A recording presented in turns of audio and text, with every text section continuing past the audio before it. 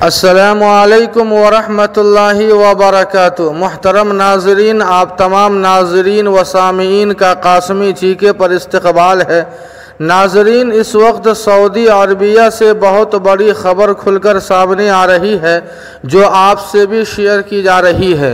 ख़बर बहुत ख़ास है, इसलिए वीडियो मुकम्मल देखें। जी हाँ नाज़रीन, सऊदी अरब की रुयत हिलाल कमेटी सुप्रीम कोर्ट के फ़ैसले के मुताबिक शव्वाल यानी ईद उल फित्र का चाँद नज़र नहीं आया, लिहाजा बरोज़ बुध 30 रमज़ान है और सऊदी अरब में ईद उल फित्र 13 मई 2021 बरोज़ जुमेरात को होगी। जी हाँ नाज़रीन, इस ख़बर के एतबार से सऊदी अरब के अंदर इंशाअल्लाह 13 मई बरोज़ जुमेरात को ईद होगी। नाज़रीन, इस ख़बर के ताल्लुक़ से आपकी क्या राय है, कमेंट करके हमें ज़रूर बताएं। वीडियो को लाइक और शेयर कर दें। कासमी जीके को सब्सक्राइब करना ना भूलें।